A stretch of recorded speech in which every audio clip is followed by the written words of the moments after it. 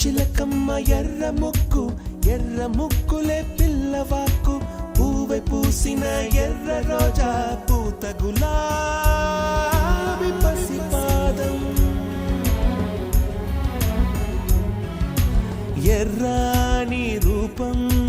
ఉడికే కోపం ఎర్రాని రూపం ఉడికే కోపం సంధ్యావర్ణ మంత్రాలు వింటే ఎర్రని పంట పాదమంటే కాంచనాల జిలుగు పచ్చ